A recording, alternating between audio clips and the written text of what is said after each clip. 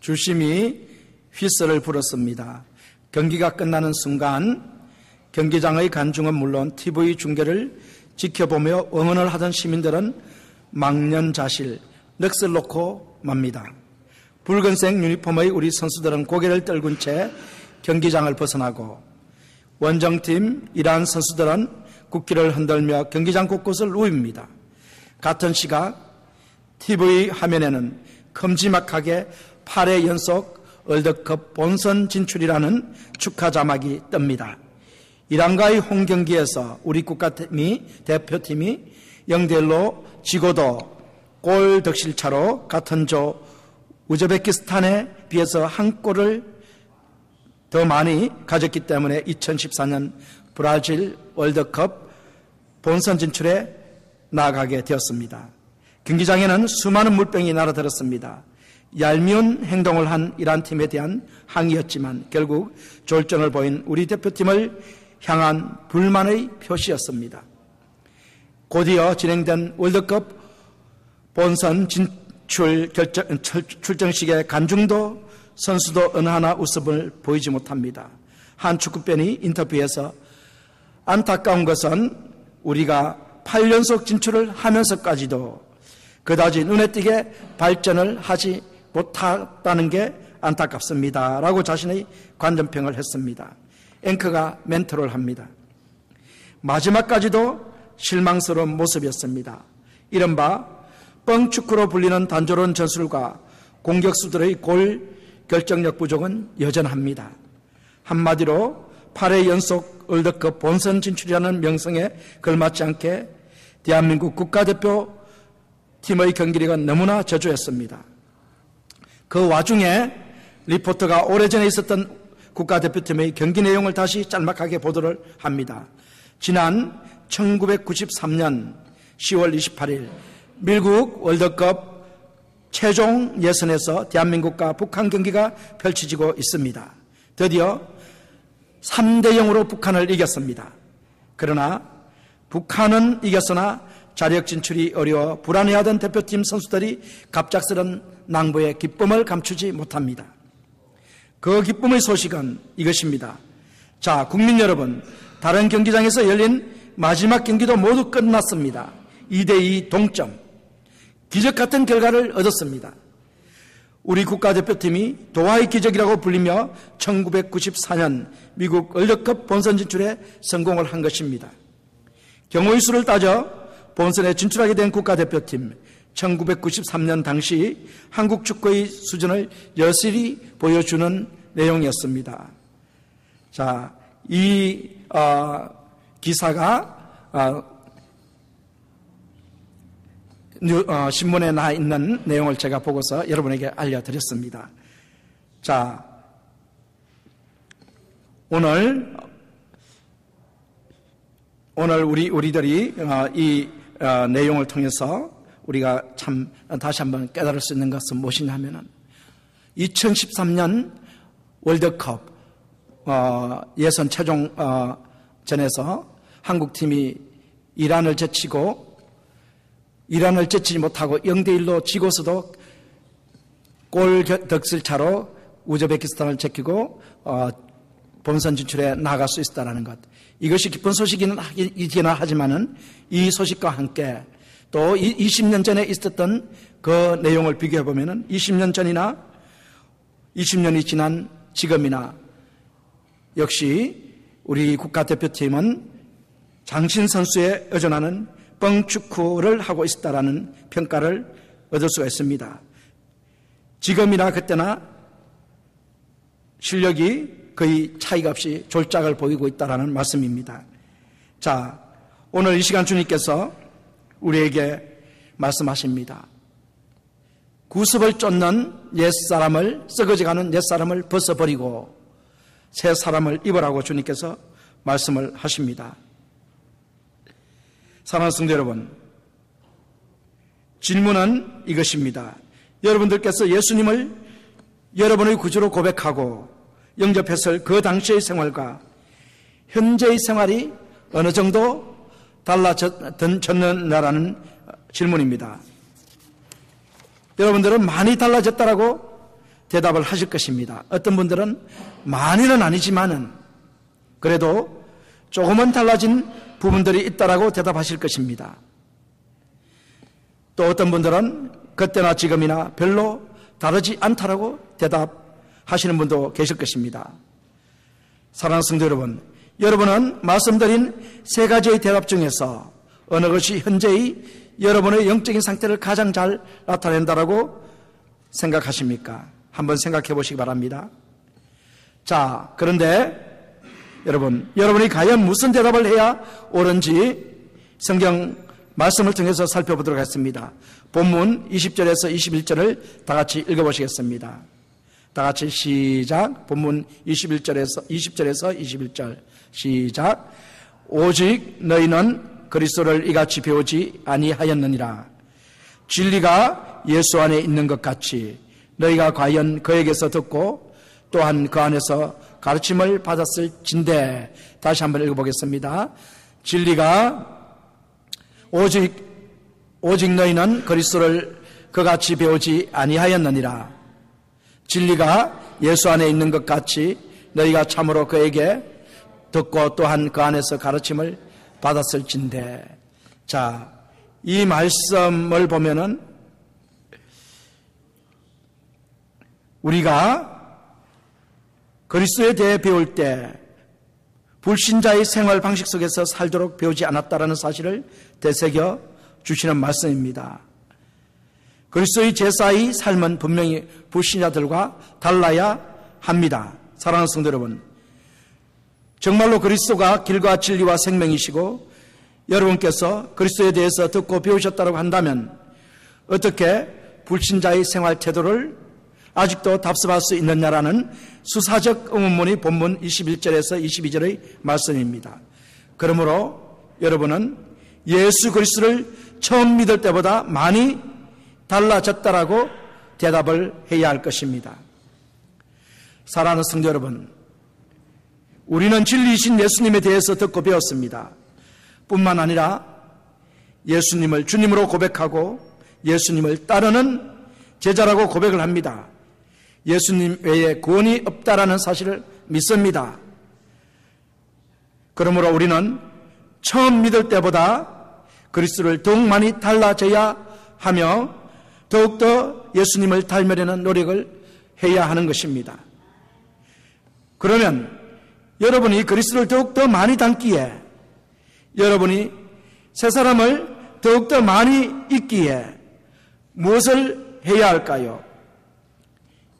이와 관련해서 22절과 24절 사이의 말씀을 통해서 하나님께서 우리에게 주시는 말씀을 이제부터 전하도록 하겠습니다. 자, 본문 22절을 다 같이 한번 읽어보시겠습니다. 성경 말씀을 통해서 읽어보도록 하겠습니다.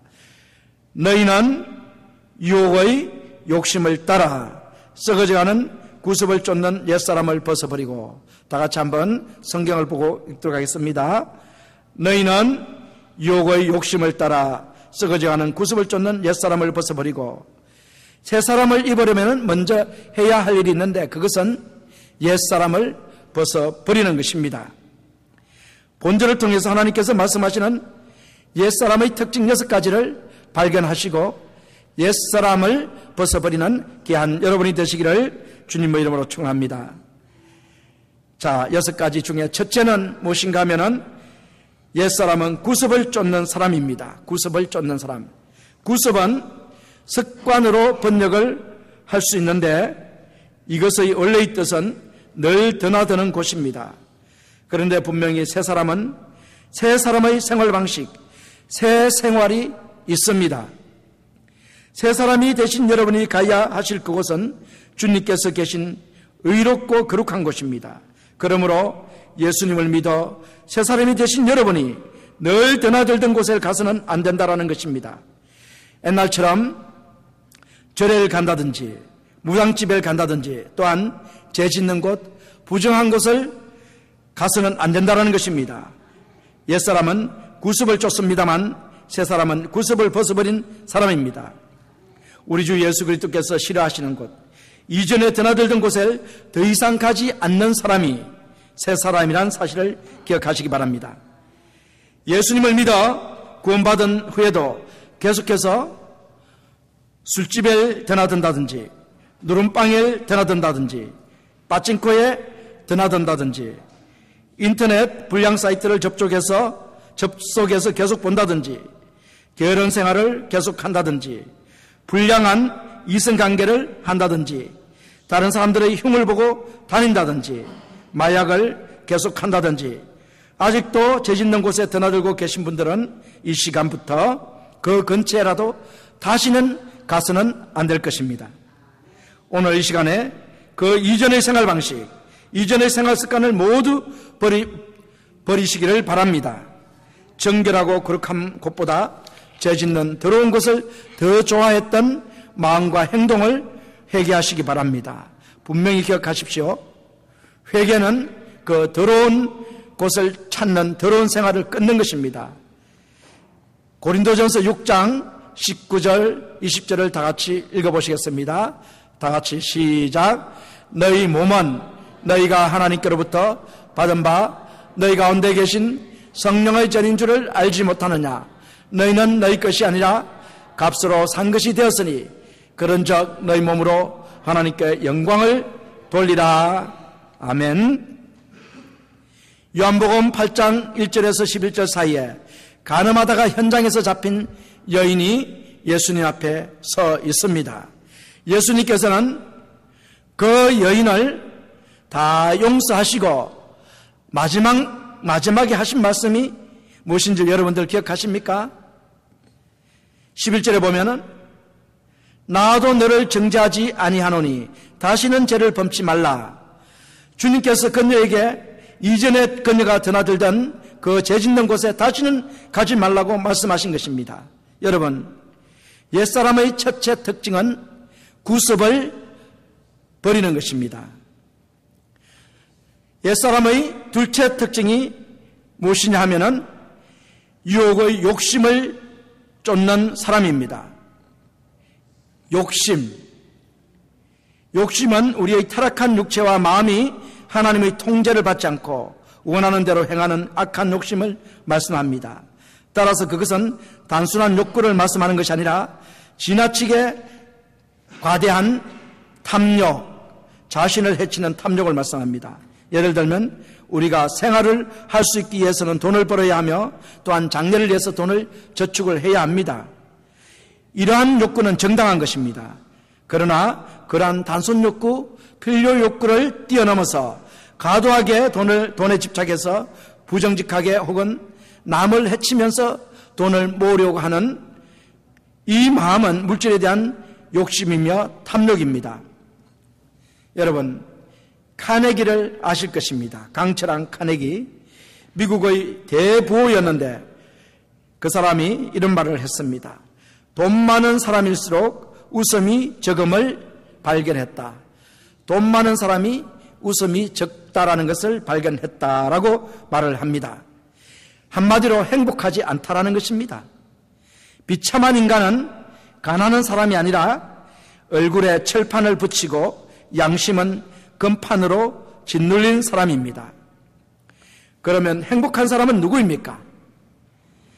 돈을 쌓아둔 사람이 아니라 욕심이 적은 사람이 행복한 사람입니다. 옛사람의 둘째 특징은 유혹의 욕심을 벗어버리는 것입니다. 옛사람의 셋째 특징이 무엇인 줄 아십니까? 썩어져가는 사람이 옛사람의 셋째 특징입니다. 이 말씀은 옛사람의 모습을 가장 분명하게 표현한 것입니다.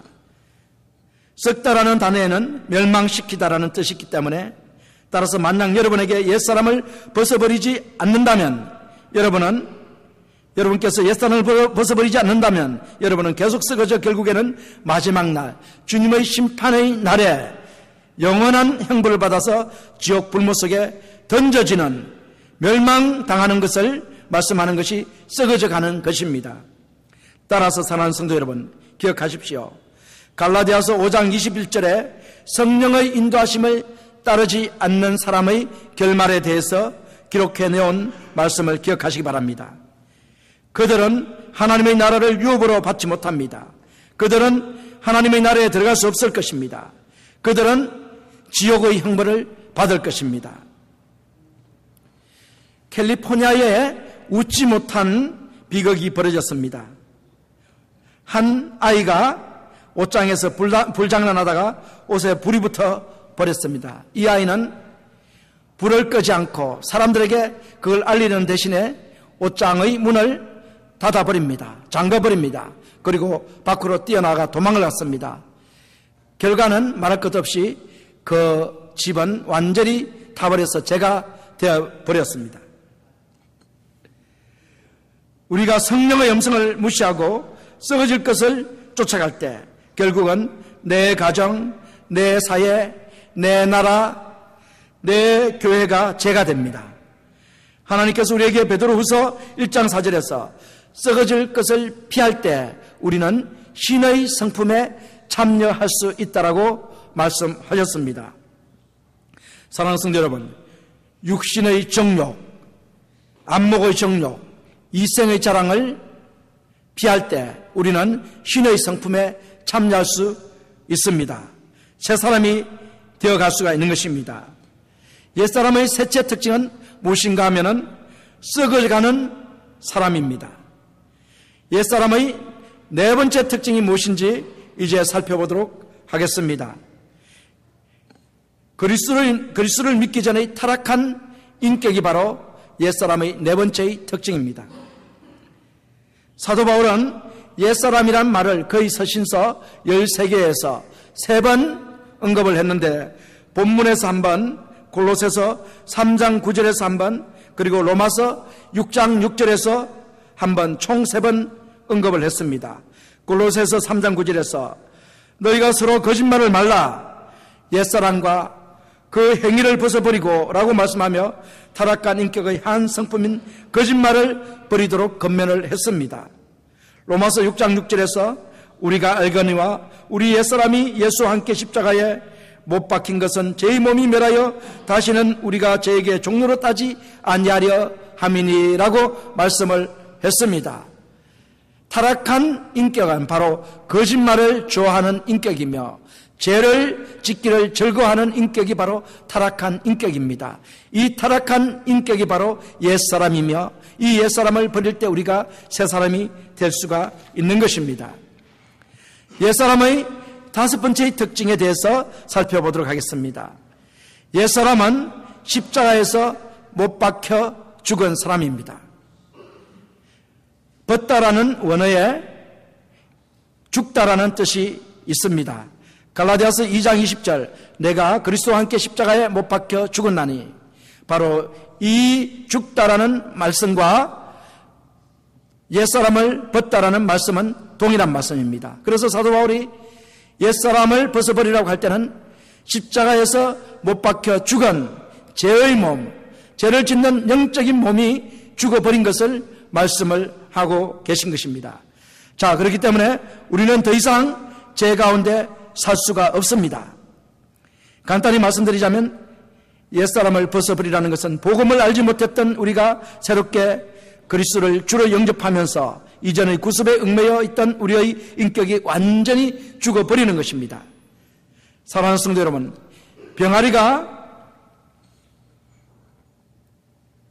딱딱한 껍질을 벗고 나오지 않으면 절대로 새 생명을 누릴 수 없는 것과 같이 우리가 옛사람의 딱딱한 죄의 껍질을 벗어버리지 않으면 우리는 새 사람의 생명, 예수님께서 우리에게 주신 새 생명을 누릴 수가 없는 것입니다.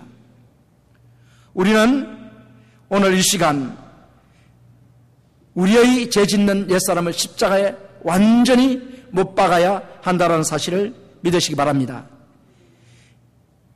옛사람의 5번째의 특징은 십자가에 못 박혀 죽는 것입니다. 옛사람의 6번째의 특징이 무엇일까요? 그것은 이제 결론적으로 옛사람을 벗는 것은 누구의 책임입니까? 옛사람을 벗는 것은 바로 나의 책임이라는 것을 믿으시기 바랍니다. 다른 누구의 책임도 아니에요. 우리의 책임이에요. 우리가 옷을 벗을 수도 있고 옷을 입을 수가 있는 것입니다.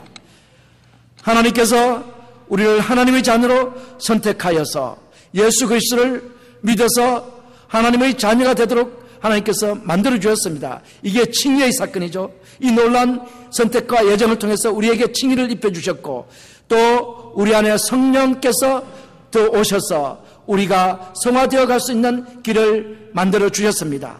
그런데 우리가 이 성화되어 나가야 할 책임이 오직 성령께만 있는 것이 아니라 우리의 책임이라는 것을 여러분 기억하시기 바랍니다.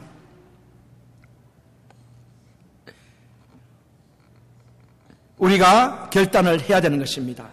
옛사람의 옷을 벗어버릴 것을 결단을 해야 하는 것입니다.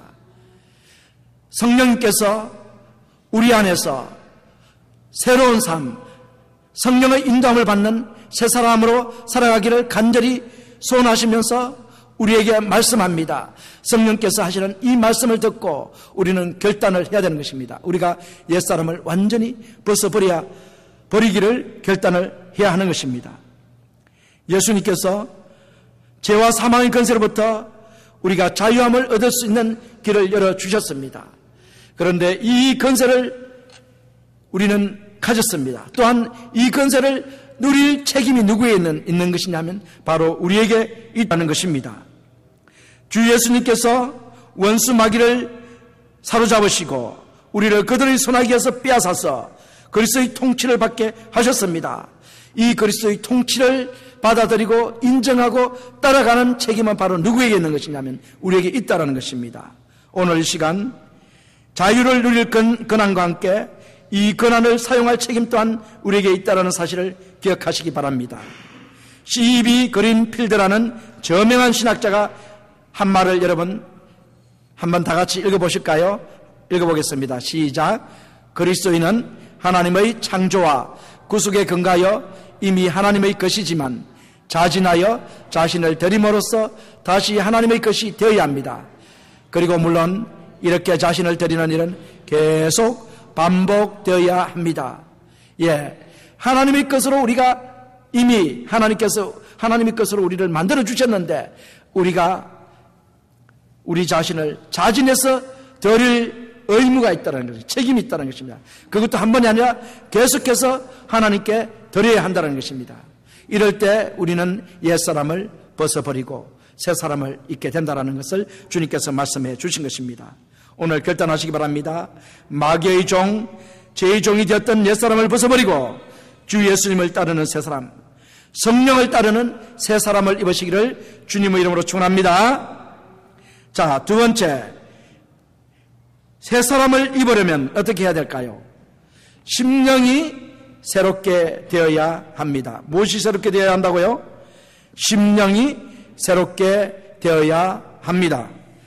지금까지 새 사람을 입기 위해서 우선적으로 우리가 해야 할 일, 즉 옛사람을 벗어야 한다라는 말씀을 전해드렸습니다. 자, 이제 새 사람을 입기 위해서 우리가 해야 할 일 또 한 가지에 대한 권면의 말씀이 23절에 나오고 있습니다. 다 같이 읽어보시겠습니다. 시작. 오직 심령으로 새롭게 되어. 하나님께서 이 말씀을 통해 구속받은 성도 여러분들께서 지향해야 할 태도를 적극적으로 권면하십니다. 이 권면은 우리가 새 사람을 입기 위해서 우리 심령이 새롭게 되어짐을 받아라는 것입니다. 자, 심령이 새롭게 되는 것이 무엇일까요? 그것은 새로운 시각을 갖는 것입니다. 하나님의 시각을 갖는 것입니다. 비행기 안에 있는 우리가 비행기가 이륙할 때에는 이 땅을 아래로 내려다보면 큰 집들이 눈에 보입니다. 참 큰 건물들이 보이죠. 점차로 비행기가 올라가면서 약 600m 지점까지 올라가면 상공에 가게 되면 그곳에서 아래를 보면 그 집들이 조그만 집들로 보입니다. 점점점 더 올라가서 정상궤도 약 7,000m까지 올라가게 된다면 아예 점으로 보입니다. 점으로. 자, 하나님의 시각은 바로 무엇이냐 하면은 천국에서 이 땅을 바라보는 시각이 바로 하나님의 시각입니다. 하나님의 눈에는 지상의 저택이 장난감으로 밖에 보이지 않는다라는 사실을 기억하시기 바랍니다. 이 세상에 속한 재물, 명예, 권세, 미모 이런 것들을 크게 보는 것은 땅의 시각입니다. 새로운 시각을 가진 사람들은 세상의 육신의 정욕을 추구하는 것들, 죄를 짓게 하는 것들, 육신을 즐겁게 하는 유혹하는 것들을 좋아하지 않으며 그 모든 것들보다 예수님을 귀중히 여길 것입니다. 히브리서 12장 2절 말씀처럼 믿음의 주요 온전케 하시는 예수님을 바라보자라는 말씀처럼 새 사람의 새로운 시각은 오직 우리 주 예수 그리스도를 바라보는 시각을 갖게 된다는 사실을 믿으시기 바랍니다. 사랑하는 성도 여러분, 심령이 새롭게 되어는 신적 수동태 명령입니다. 신적 수동태라는 것은 하나님께서 만들어 주신다라는 뜻입니다. 우리의 심령이 새롭게 되는 것은 우리 스스로 만드는 것이 아니라 하나님께서 우리 심령을 만들어 주시는 것입니다. 우리 자신의 노력의 산물이 아니라 성령께서 우리 안에 역사하셔서 우리 심령이 새로워지는 것입니다. 우리가 회개의 영, 성령의 인도하심을 따라 옛사람 안에서 짓던 죄들을 모두 회개하고 되돌았을 때 그때 하나님께서 심령을 통해서 우리 심령을 성령을 통해서 우리 심령을 새롭게 변화시켜 주십니다. 다시 시편 51편 10절에서 한 말씀을 다 같이 읽어보시겠습니다. 시작. 하나님이여 내 속에 정한 마음을 창조하시고 내 안에서 정직한 영을 새롭게 하소서. 자, 이 시편의 말씀은 바로 다윗이 회개하는 시편의 말씀입니다. 지금까지 지은 나의 이 큰 죄들을 다 용서하시고 심령을 새롭게 하여 주시고 내 안에 정직한 영을 불어넣어 주시옵소서라는 하나님의 말씀입니다. 그러므로 사랑하는 성도 여러분, 옛사람의 죄를 회개하지 않는 사람은 새로운 마음을 절대로 가질 수 없다는 사실을 기억하시기 바랍니다. 예수님보다 먼저 와서 예수님의 길을 예비한 침례 요한이 외친 주제가 무엇입니까? 회개하라 천국이 가까웠느니라. 회개하라 천국이 가까웠느니라. 이 말씀이 주제였습니다. 천국에 들어가기 위해서는 회개가 필수적인 것입니다. 회개가 먼저이고 그 다음에 천국에 들어갈 수 있다는 것입니다. 회개하고 예수님을 믿을 수 있다는 것입니다. 회개하고 새 사람이 될 수 있다는 것입니다. 우리는 심령이 새롭게 되어지기 위해서는 옛 생활, 옛 사람을 회개해야 된다는 것입니다. 이 회개는 바로 뭐냐면은 되돌아서는 것입니다. 되돌아서는 것. 우리가 즐거이 다니던 그 곳에서 되돌아서서 그곳을 가지 않는 것입니다. 그 근처에도 가까이 가지 않는 것이 바로 회개하는 것입니다. 고린도후서 5장 17절에서 그런즉 누구든지 그리스도 안에 있으면 새로운 피조물이라 이전 것은 지나갔으니 보라 새 것이 되었더라고 주님께서 말씀하시는데 우리가 새로운 피조물 새 사람이 되는 것은 바로 우리가 회개하여서 우리 안에 예수 그리스도를 영접할 때 예수님을 모셔드릴 때 우리가 새로운 피조물이 되는 것입니다. 그렇기 때문에 우리가 심령이 새롭게 되는 것은 그냥 되는 것이 아니라 성령께서 그냥 만들어주시는 것이 아니라 회개의 성령께서 우리 마음을 놓고 할 때 우리가 마음을 열고 우리 마음을 회개의 마음으로 바꿀 때 주님께서 우리를 새로운 심령으로 빚어주신다는 사실을 여러분 기억하시기 바랍니다. 아일랜드 신부가 뉴욕 오바리 지역을 밤중에 걷다가 강도를 만났습니다. 지갑을 꺼내려고 코트 안주머니를 뒤지기 위해서 옷을 열다가 이 신부님이 입은 성의가 드러나게 되었습니다. 강도는 그걸 보고 총을 내리면서 죄송합니다 신부님 이라고 말했습니다. 그때 이 신부님이 말보다는 행동으로 사과하세요. 진짜 회개하세요 라고 신부님이 말하면서 담배 한 까치를 강도에게 건네주었습니다. 이 강도는 사양하면서 지금은 사순절 기간이기 때문에 제가 담배를 피울 수 없습니다 라고 고백을 했다라는 것입니다. 자, 여러분, 종교 따로 생활 따로 이것은 참된 회개가 아닌 것입니다. 참된 회개란 바로 행동이 뒤따르는 회개입니다. 우리가 이러한 죄를 지었습니다 이라고 고백을 했을 때 그 다음에는 그런 죄를 행하지 않는 것이 바로 참된 회개가 되는 것입니다. 반드시 행동이 따르는 것입니다. 자, 여러분, 우리가 심령이 새롭게 변화되기 위해서는 바로 우리의 마음속에 회개가 일어나야 된다는 것을 여러분 기억하시기 바랍니다. 사랑하는 성도 여러분, 지금까지 여러분이 옛생활을 회개할 때 성령께서 여러분의 심령을 새롭게 해주실 것이라는 말씀을 전해드렸습니다. 그런데 여러분, 새 사람을 입는 것은 여기서 끝나는 것이 아니라는 사실을 기억하시기 바랍니다. 마지막 한 단계가 더 남아 있습니다.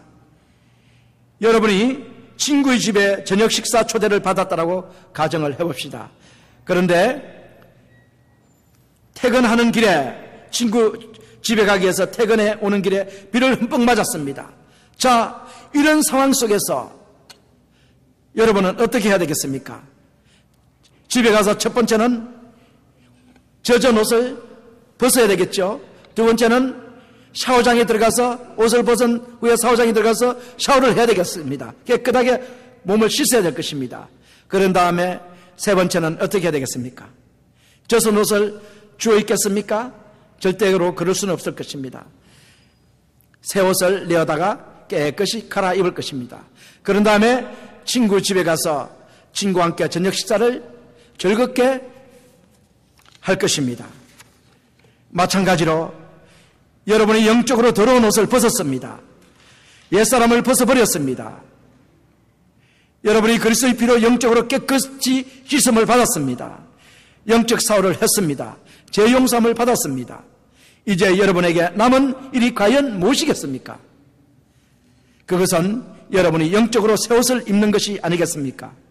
새 사람을 입는 것이 여러분이 해야 할 마지막 일일 것입니다. 그래야만 여러분이 주님과 함께하는 아름다운 영적인 식탁의 교제를 할 수가 있을 것입니다. 자, 여러분 기억하시기 바랍니다. 새 사람을 입기 위해서는 여러분이 해야 할 일이 마지막으로 무엇이라고요?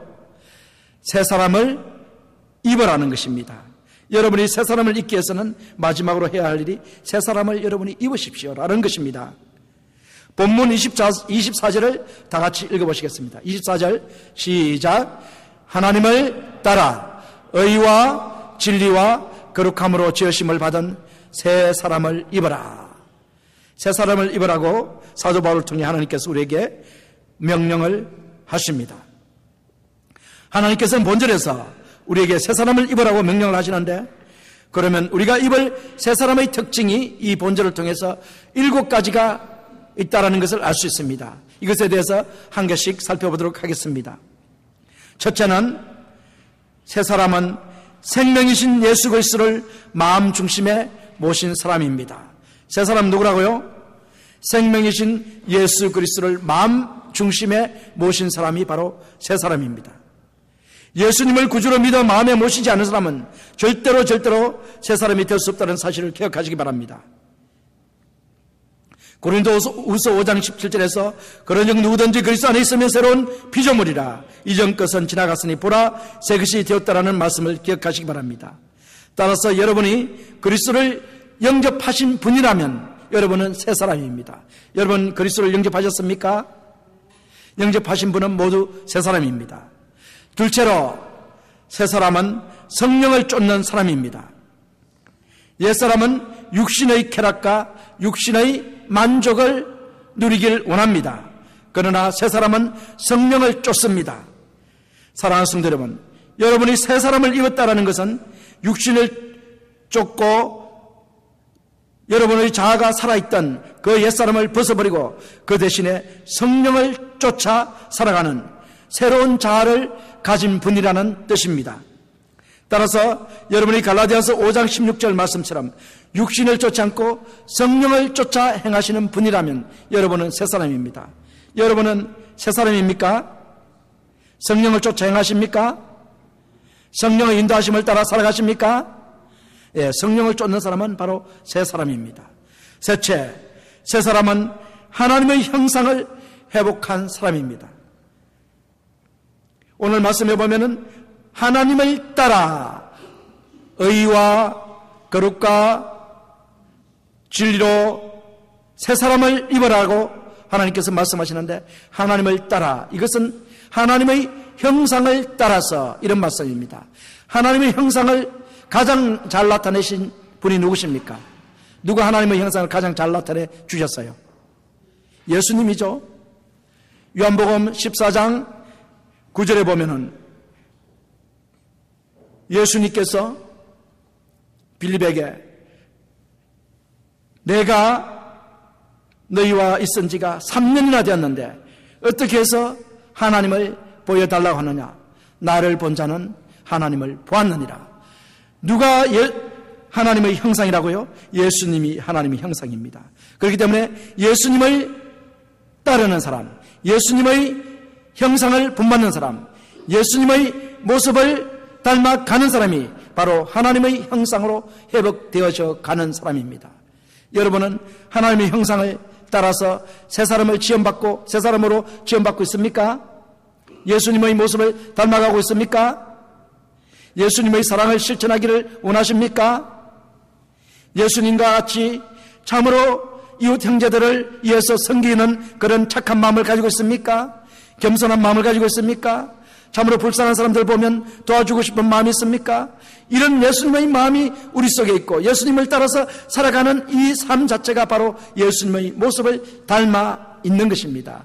이런 분들은 이미 새 사람이 되어 있습니다. 여러분 어떻습니까? 새 사람이 되셨습니까? 네 번째 새 사람은 그리스도와 친밀한 교제를 하는 사람입니다.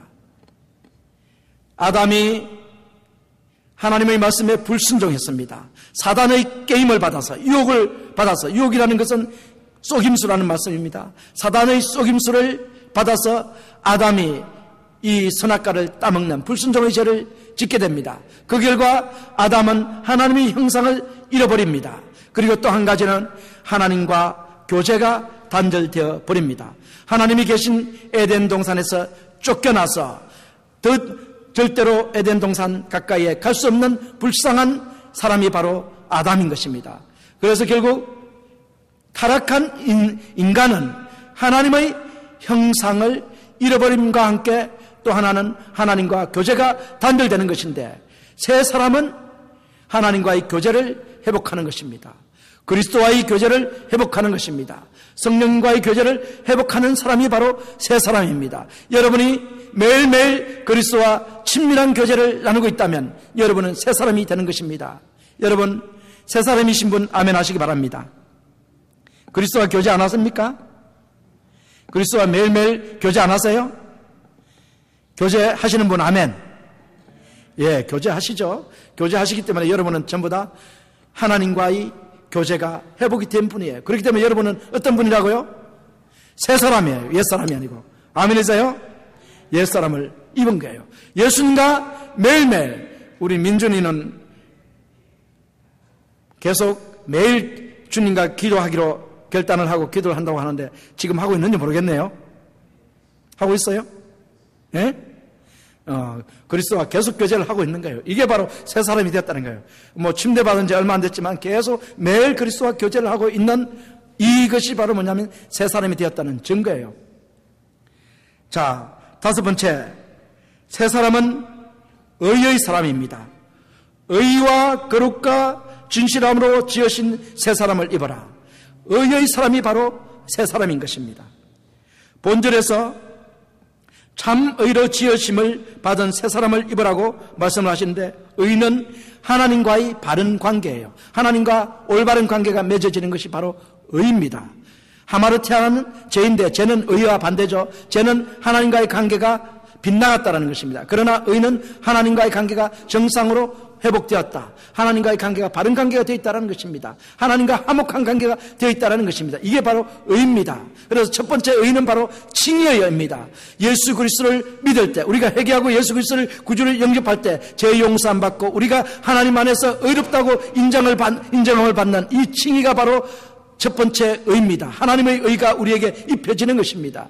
두 번째 의는 바로 뭐냐면 우리 안에 계신 성령님의 인도하심을 받으면서 우리가 날마다 성령님을 쫓아 살아가고 있는 이 가운데 우리의 삶이 점점점 성화되어서 예수 그리스도를 닮아가고 있는 것, 이것이 바로 두 번째의 의입니다. 세 번째 의는 무엇이냐면 주님이 이 땅에 재림에 오실 때 마지막 날 영화의 몸을 우리가 입어서 우리는 죄 없는 몸, 흠이 없는 몸, 완전한 몸이 되어서 주님 앞에 서는 그때가 바로 영화의 몸이며 완전한 어려운 몸이 되는 것입니다.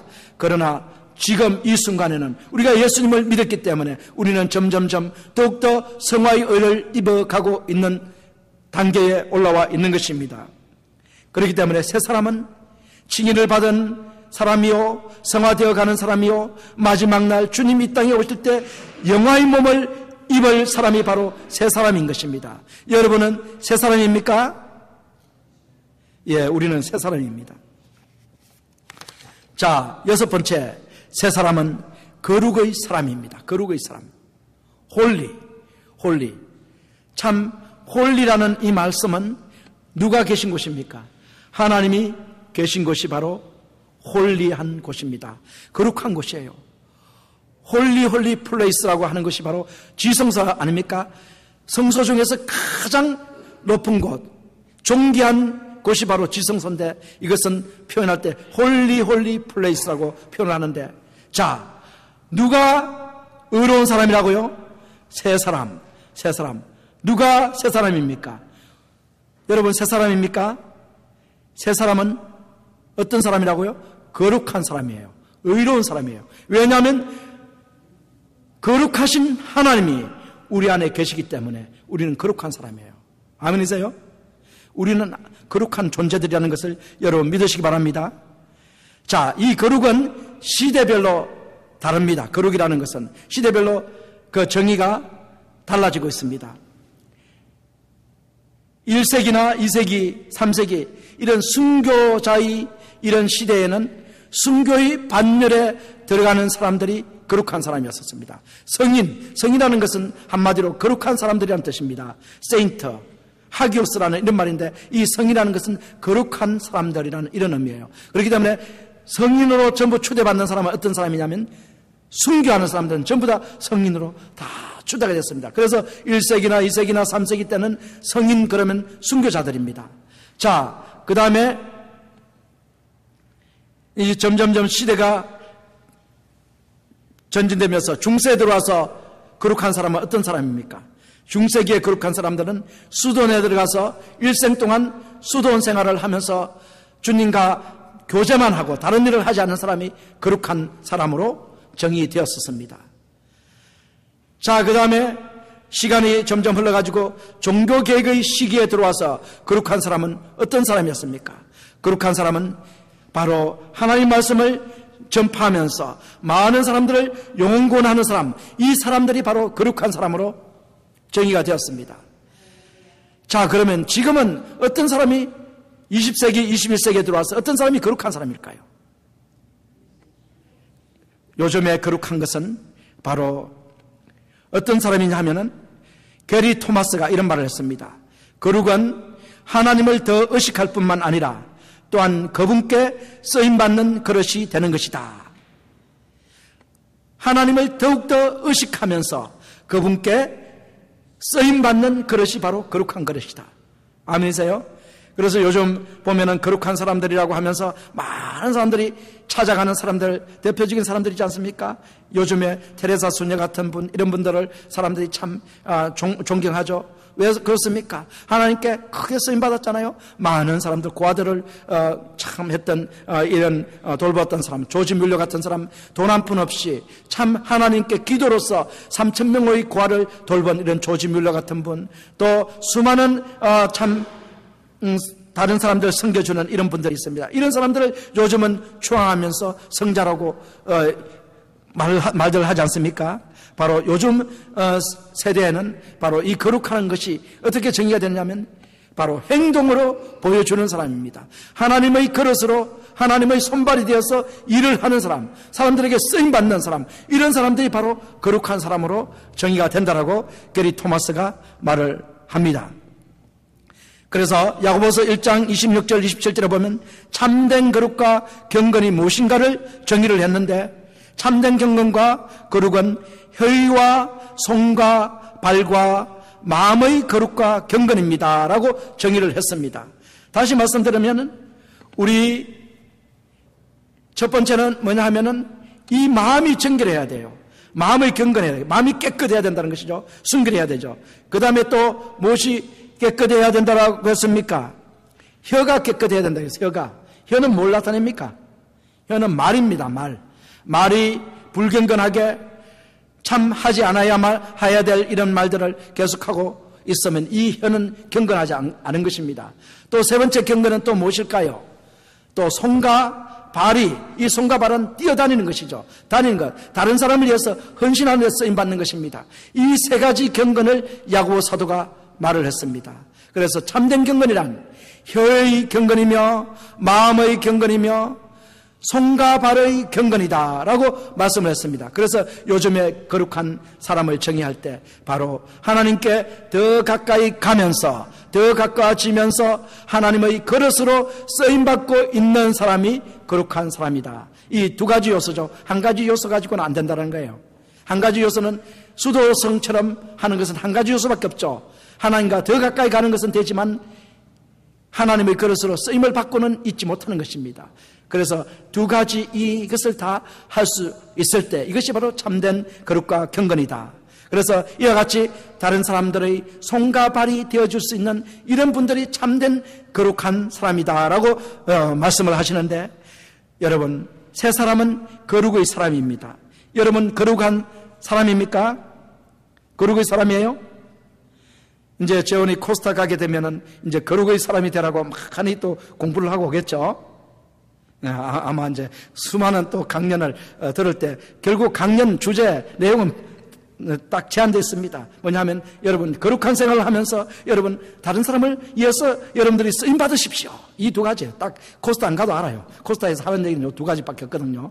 두 가지 이것을 알기 위해서 가는 거예요. 이것을 더욱더 마음에 새기기 위해서 코스타에 가는 거예요. 바로 더욱더 경건한 사람, 거룩한 사람이 되기를 원합니다 하고 코스타에 가는 거예요. 자, 여러분 거룩의 이제 세 사람의 일곱째 특징이 무엇일까요? 그것은 일곱째는 이 의의 사람, 거룩의 사람은 결국 누가 지어주는 것이냐면 그리스도께서 지어주는 거예요. 그리스도께서 우리를 만드신다는 것입니다. 우리 스스로 거룩한 사람이 될 수 없고 우리가 스스로 의로운 사람이 될 수 없다는 것입니다. 누가 만든다고요?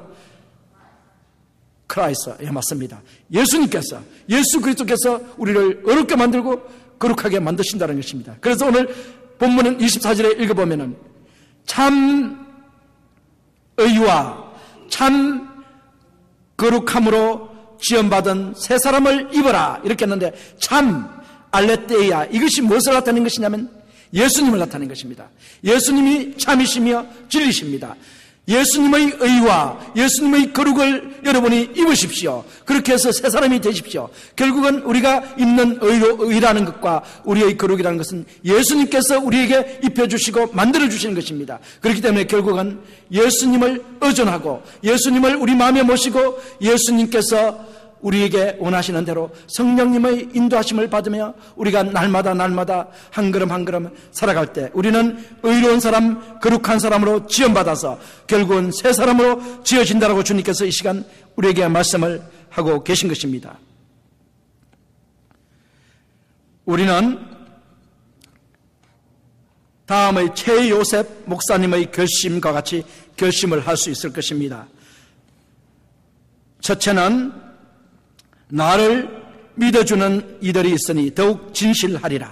나를 믿어주는 이들이 있으니 더욱 진실하리라.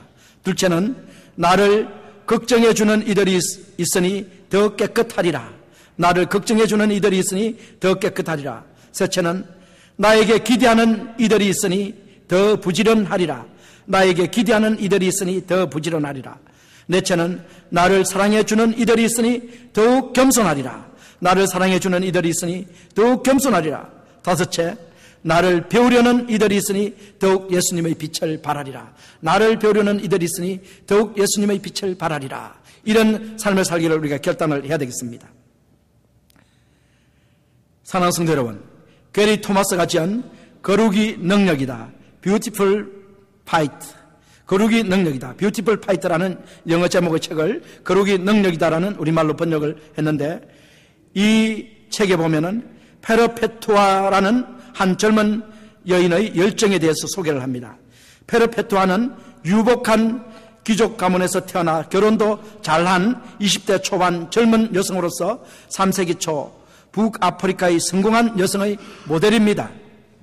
그러나 로마 황제 세티무스 세베루스가 기독교를 박해해서 로마 제국에 속한 모든 사람들에게 신격화시킨 자신을 경배하도록 강요를 하고 거역하는 자들을 모두 원형 경기장에 던져 넣어 관중들이 보는 앞에서 동물들의 먹이가 되게 함으로써 페르페투아는 위기 앞에 놓이게 됩니다.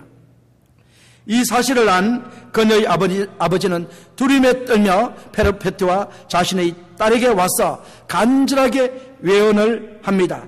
제발 목숨을 버리지 말고, 제발 목숨을 버리지 말고 하면서 외원하며 부탁하며 설득하며 강요를 했습니다. 그러나 그 모든 것이 허사로 끝이 났습니다.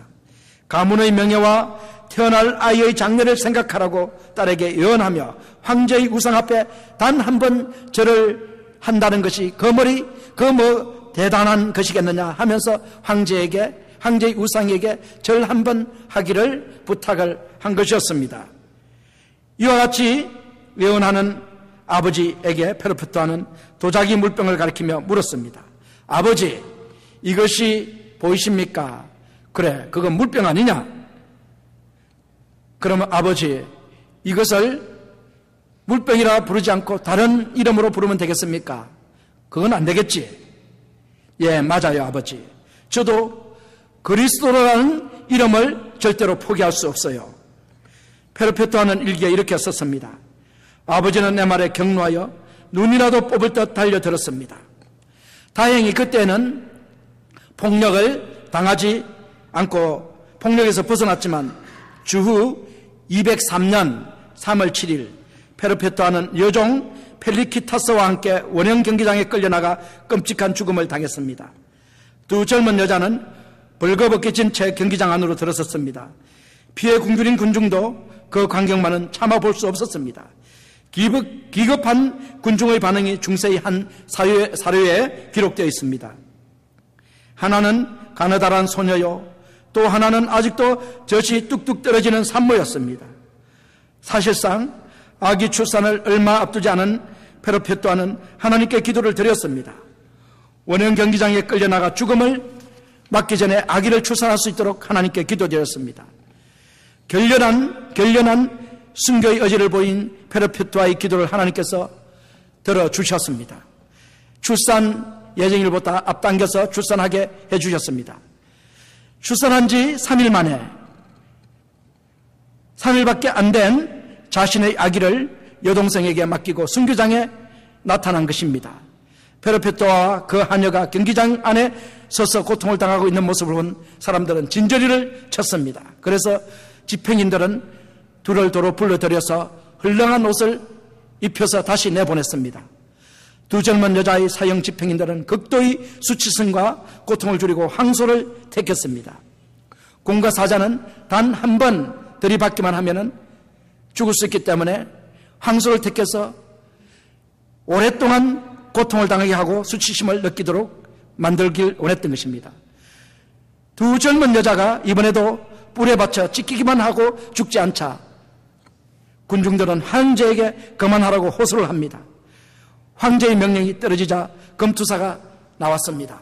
검투사가 칼을 빼어들고 페르페투사 앞에 서서 내리쳤지만은 페르페투사는 상처만 입을 뿐 죽임을 당하지 않습니다. 페르페투아는 검투사의 손을 잡고 자기 목에다가 칼을 대주면서 목을 자르도록 내어주었던 것입니다. 장렬한 순교의 순간이었습니다. 페르페투아 분노한 아버지에게 저도 그리스도라는 이름을 포기할 수 없어요. 황제를 숭배하느니 차라리 죽음을 택하겠어요라고 당당히 말하며 순교의 현장의 이슬로 사라진 22세의 꽃다운 젊은 한 여인, 그 여인의 뜨겁고 강한 믿음이 후세의 그리스도인들에게 큰 감동을 주었습니다. 사랑하는 성도 여러분, 페르페투아가 애친 것처럼 우리는 그리스도라는 이름을 포기할 수 없습니다. 그리스도, 이 고귀한 하나님의 아들 예수 그리스도께서 저와 여러분 안에 살아계십니다. 여러분이 전에 행하던 일이 무엇입니까? 그리스도보다 더 귀중한 일입니까? 술 취함, 마약, 노름, 음란물 시청, 음란행위, 마약, 거짓말, 중상모략행위, 이런 것들이 여러분 안에 살아계신 그리스도보다 더 귀중하십니까? 오늘 이 시간 결단하시기 바랍니다. 우리 국가대표팀이 뻥축구를 버려야 2014년의 월드컵 축구 본선에 나가 새로운 신화를 세울 수 있듯이 우리가 오늘 이 시간 옛사람을 버리기를 결단할 때 주님이 기뻐하시는 새 사람, 주님과 동행하는 새 사람, 참으로 의와 거룩으로 지음을 받은 새 사람으로 우리가 세워질 것입니다. 다 같이 기도하시겠습니다.